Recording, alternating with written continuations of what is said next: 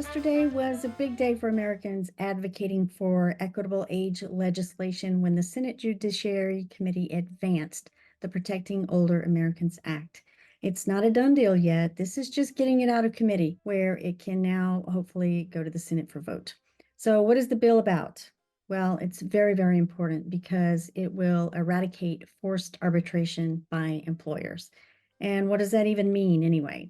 So it would make it illegal for employers to mandate arbitration in the event of an age discrimination complaint.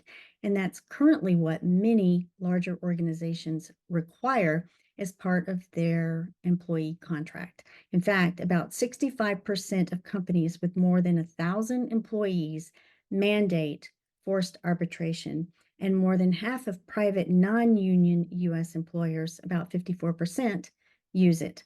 So this data is from the Economic Policy Institute's 2023 report. Here's what happens in forced arbitration. For starters, the person who feels discriminated against can't collect evidence. That should tell you something. Then everything is behind closed doors with no public disclosure about what they're talking about, what happened, and what the outcomes are.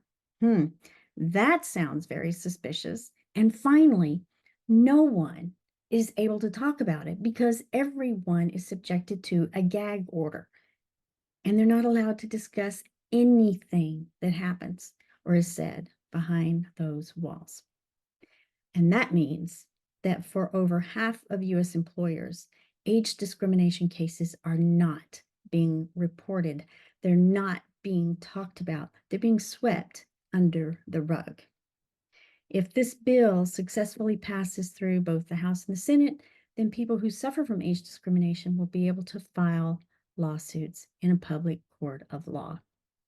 So the bill passed out of committee 15-6, so there's still some negotiation that needs to be done on the final wording before the Senate vote.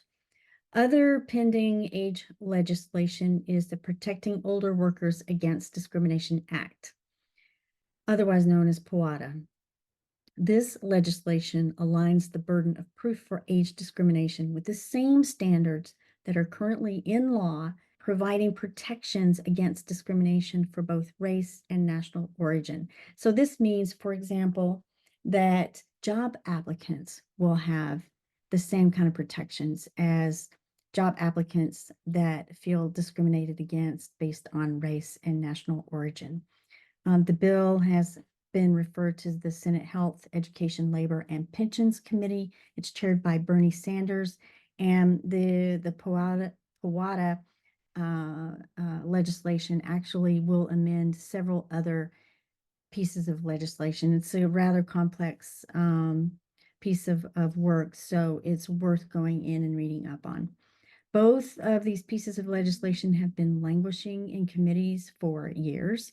They were introduced in 2021, they died in committee, and both needed to be reintroduced for the 2023-2024 session.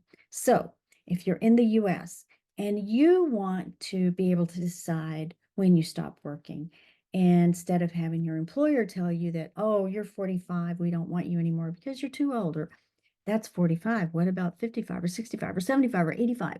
If you want to have control over your employment opportunities, then hopefully you will contact your senators and tell them how important this legislation is to you and the financial security of our country. Speaking of bad employers who like to pretend that nothing is wrong with ageism, I received a LinkedIn message from tech attorney Michael Atella, who shared a post with me that made me shake my head. Michael wrote that he had encountered a job posting from the Bachrack Group for a 1-month temporary attorney role, and it explicitly stated in all caps, quote, no more than 10 years of experience for this opportunity, which Michael wrote was a clear violation of the Age Discrimination in Employment Act, which protects individuals from age-based employment discrimination. Upon raising the issue with Bachrack Group, the wording was promptly revised. However, the revised text read, quote, up to 10 years of experience for this opportunity is preferred. which still discourages older applicants, indicating a deliberate, persistent preference against seasoned candidates. This is the kind of thing that the PWADA legislation will prevent, by the way. Michael said that with this edit, quote, the Bachrack Group simultaneously confirmed and doubled down on the discriminatory intent of the language in the original job posting. Even with the subtle shift in language, it remains a clear violation under the ADEA, which protects job ads from containing terms that deter employment for older individuals. So regardless of the final text in the job post, this really exposes the discriminatory mechanisms that are at work behind the scenes, even in large, well-established New York recruiting firms like the Bachrack Group, which publicly claims to support DEI. Of course, we already know that many DEI initiatives exclude age. According to Michael, quote, this job posting said the quiet part out loud and exposes the badly hidden truth that older individuals are still actively being excluded from the workplace, end quote. I have a feeling we'll be hearing more about this job posting in the Bachrack Group. I'll be sure to pass on any updates. Speaking up really matters, whether it's to call out discrimination when we see it or ask for support. And moving to my final story, when does getting old really begin?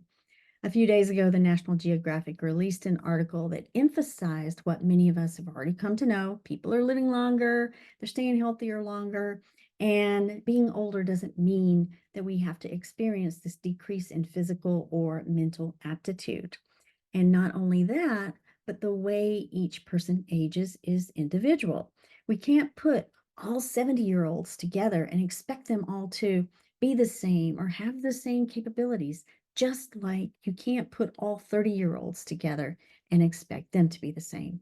So if we want to live longer, healthier lives, it's important for us to keep challenging ourselves, keep working if we want to try our best to avoid stress, because stress depletes our body's defenses. The National Geographic also wrote that aging stereotypes have become so negative, fueling what some have called a worldwide crisis of ageism. Becca Levy, who is a Yale professor and author of the book Breaking the Age Code, writes, quote, more negative age beliefs can lead to worse physical, mental, and cognitive health, end quote, whereas positive ones precipitate better outcomes. One of Levy's analyses estimates that a one-year cost of ageism in the U.S. totals $63 billion. Her studies also indicate that a positive mindset about aging can increase lifespan by up to 7.5 years. We have to feel good about ourselves. We have to feel good about living versus dying, okay? That's a great thing to celebrate every day. So why don't we all work together to make aging something that we value instead of something that we dread? I mean, seriously, who prefers the alternative? Thanks so much for joining me, and I hope to see you next week on This Week in the News, when we will all be, hopefully, 1 week older. This Week in the News is sponsored by Age Equity Alliance, a Texas-based 501c3 working globally with progressive companies to competitively attract, develop, and retain talent across the age spectrum.